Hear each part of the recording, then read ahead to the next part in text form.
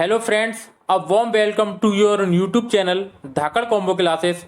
तो दोस्तों, SSC GD के सिलेक्शन बैच में आपका हार्दिक स्वागत है। दोस्तों, कल हमारी एसएससी जीडी की पहली क्लास आई थी जिसमें हमने काफी अच्छे टॉपिक को कवर किया था।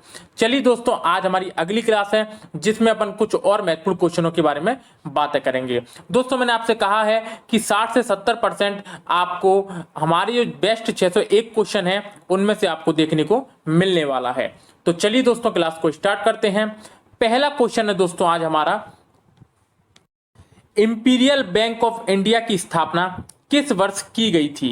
1921, 1930, 1935 या 1955?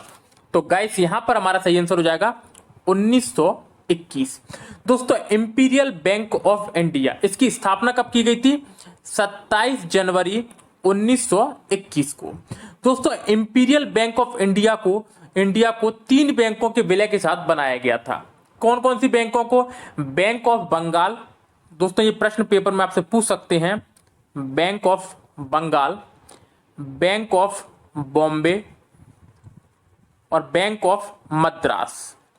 ये दोस्तों 3 बैंकें थी जिनका विलय कर दिया गया 27 जनवरी 1921 को और एक नई बैंक बनाई गई, इंपीरियल बैंक ऑफ इंडिया।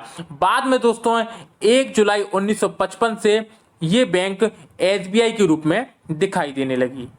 किसके रूप में दोस्तों? एसबीआई के रूप में।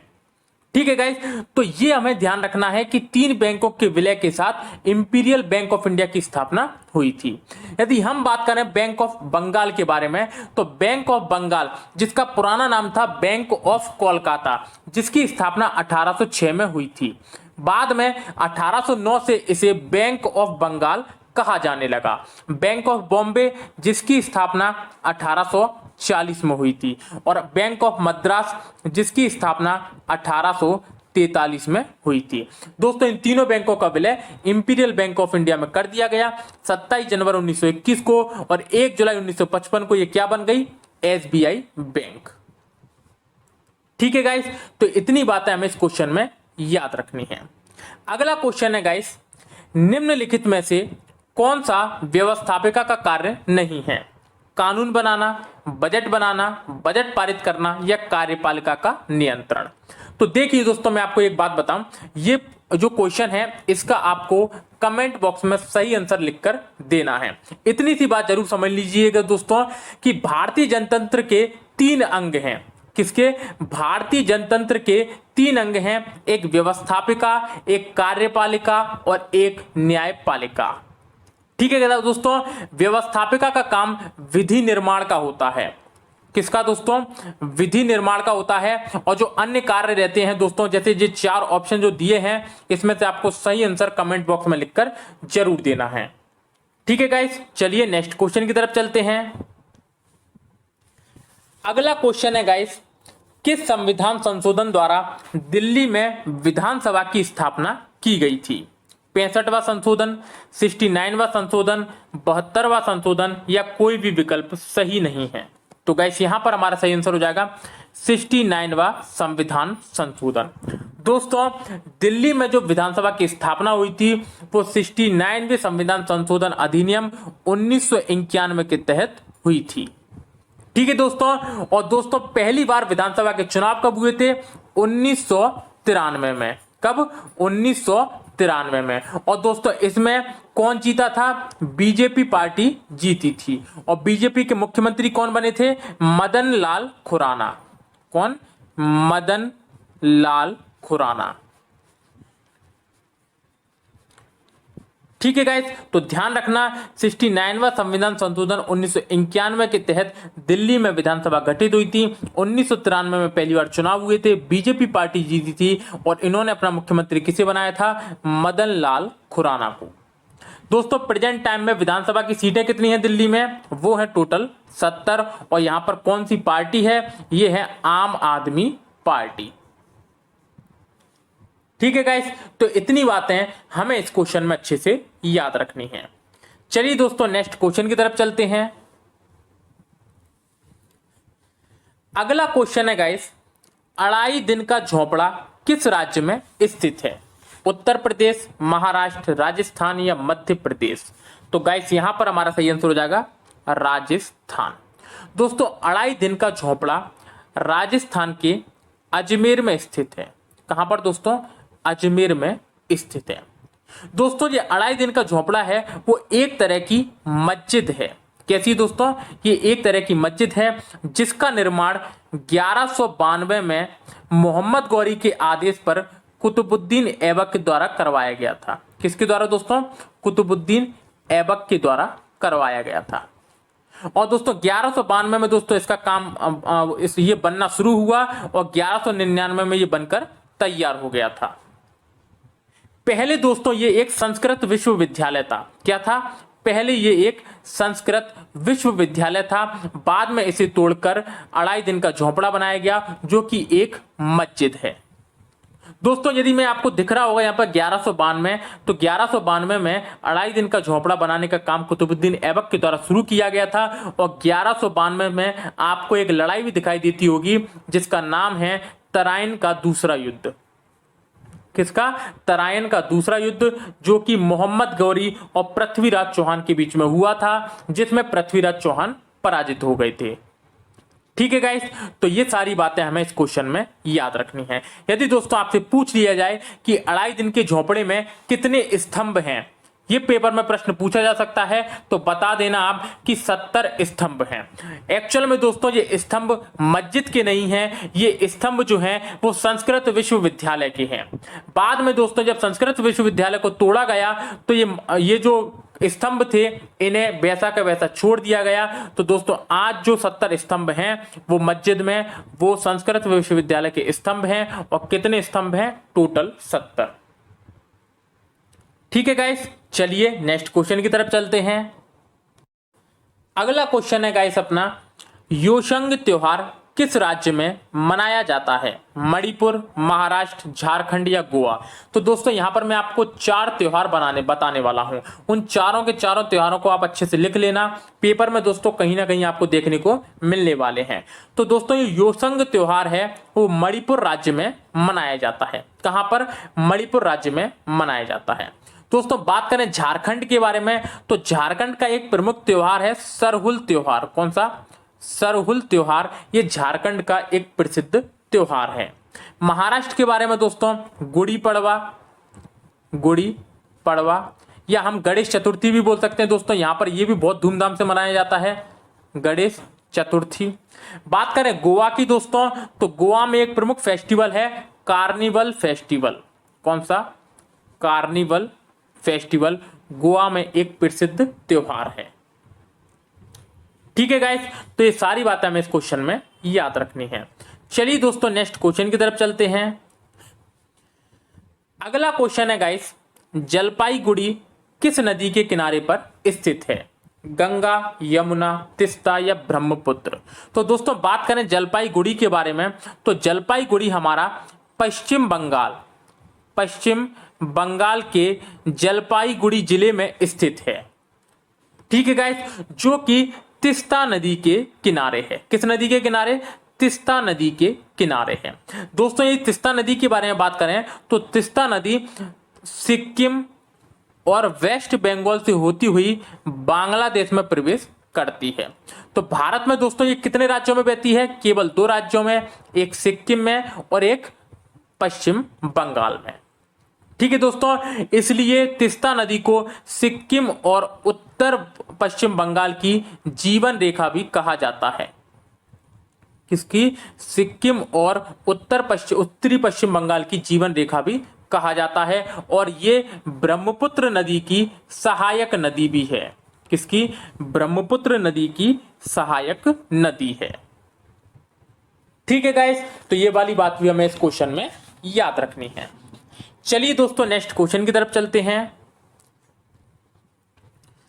अगला क्वेश्चन है गाइस, भारत का एकमात्र सक्रिय ज्वालामुखी बैरन आइलैंड कहां स्थित है? अंडमान द्वीप समूह, निकोबार द्वीप समूह, लक्षद्वीप या मिनिकॉय? तो गाइस यहां पर हमारा सही आंसर हो जाएगा अंडमान द्वीप समूह। दोस्तों भारत का जो एकमात्र सक्रिय ज्वालामुखी कौन सा दोस्तों? एकमात्र सक्रिय ज्वालामुखी जिसका नाम है बैरन आइलैंड, ये दोस्तों अंडमान द्वीप समूह में स्थित है। और अंडमान की राजधानी दोस्तों जो पोर्ट ब्लेयर है, कौन सी? Port Blair. ये भी दोस्तों प्रश्न आ जाता है। तो पोर्ट ब्लेयर से लगभग 135 किलोमीटर दूरी पर यह आइलैंड स्थित है। ठीक है गाइस, तो दोस्तों जो बैरन आइलैंड है वो दोस्तों लगभग 150 साल के बाद 1991 में फटा था। कब दोस्तों? 1991 में फटा था। और दोस्तों सालों साल दोस्तों इसमें हलचल मचती रहती है। 1991 के बाद 1993, 94 में फटा था। उसके बाद दोस्तों अब ये 2005 से लगातार इसमें से लावा निकल रहा है। ठीक है गाइस, तो दोस्तों सक्रिय ज्वालामुखी कहां पर है? ये हमारा अंडमान द्वीप समूह में स्थित है। ठीक है दोस्तों, चलिए नेक्स्ट क्वेश्चन की तरफ चलते हैं। हाँ, ये है दोस्तों अपना बेहतरीन क्वेश्चन। हरे पालक में प्रचुर मात्रा में होता है vitamin A, vitamin B, vitamin C या सभी विकल्प सही हैं? तो गाइस यहां पर हमारा सही आंसर हो जाएगा सभी विकल्प सही हैं।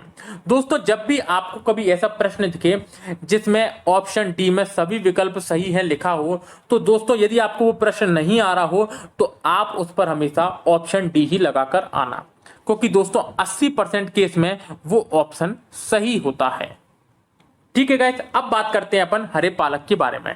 तो दोस्तों इसमें विटामिन ए भी होता है, विटामिन बी भी होता है, विटामिन सी भी होता है। दोस्तों विटामिन ए का रासायनिक नाम क्या होता है?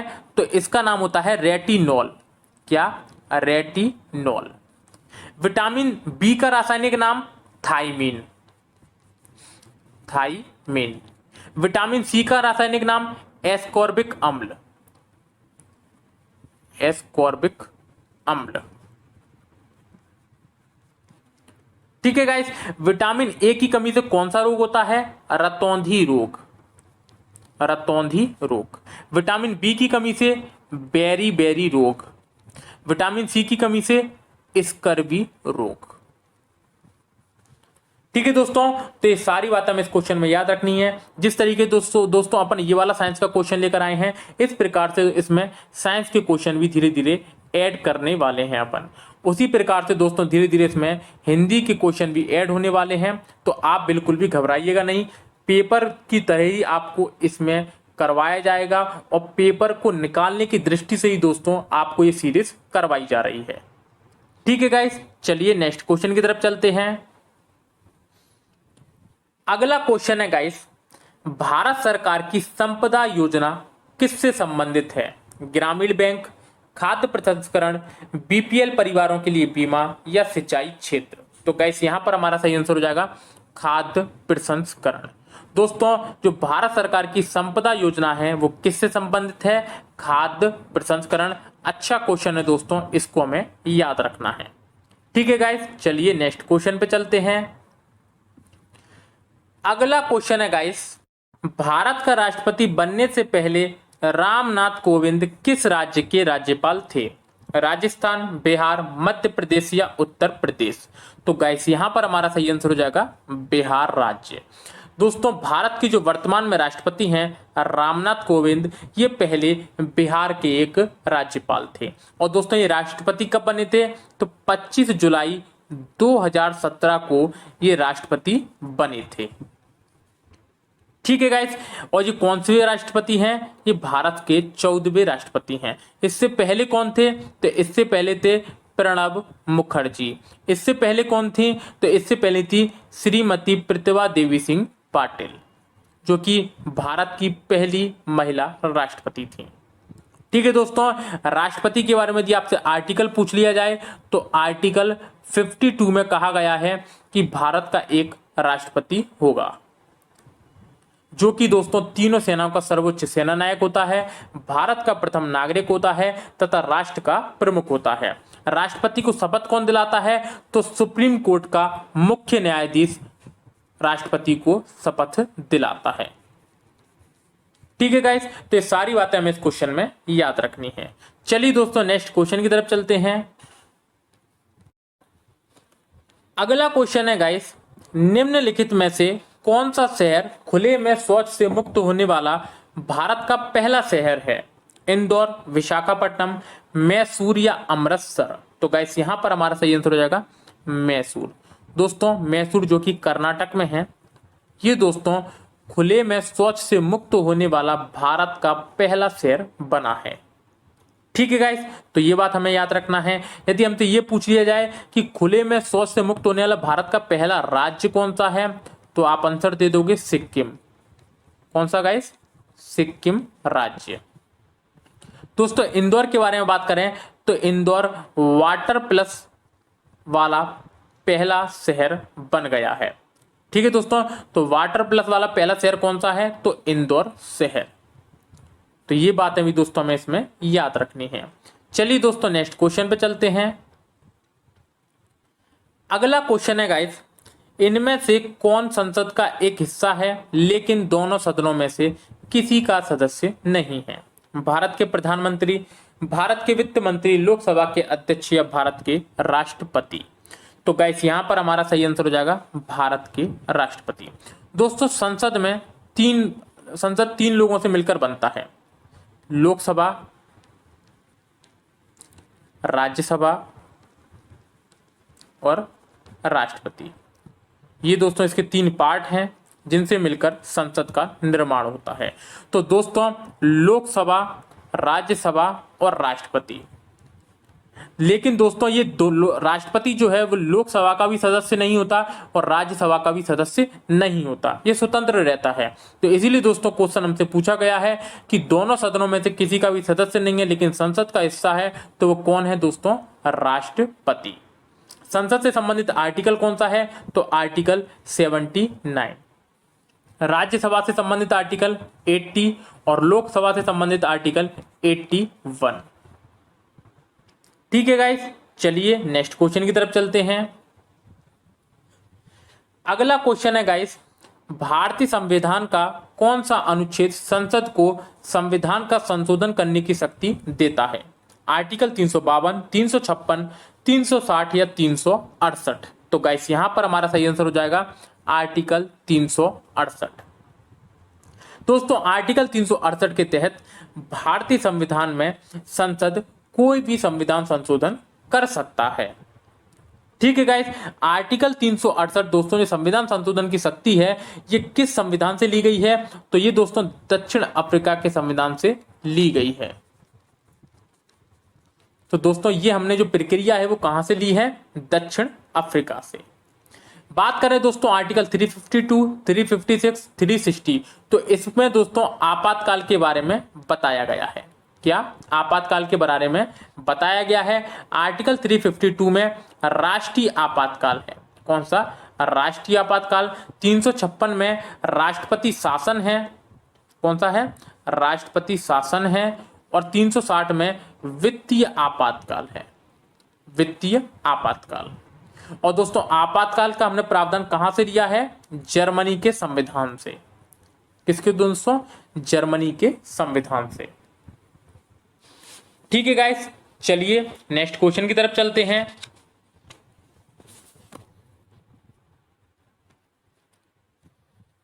भारतीय राष्ट्रीय कांग्रेस के गठन के समय भारत के वायसराय कौन थे? Lord Minto, Lord Canning, Dufferin या लॉर्ड लिटन? तो गाइस यहां पर हमारा सही आंसर हो जाएगा लॉर्ड डफरिन।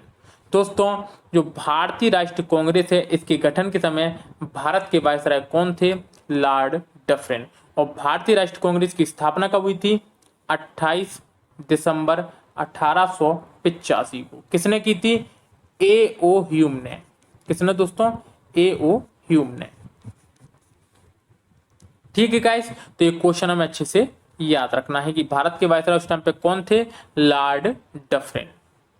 अगला क्वेश्चन है गाइस, इनमें से कौन सा उत्सव हर वर्ष नहीं मनाया जाता है? महाशिवरात्रि, महाकुंभ, गणेश चतुर्थी या दशहरा? तो गाइस यहां पर हमारा सही आंसर हो जाएगा महाकुंभ।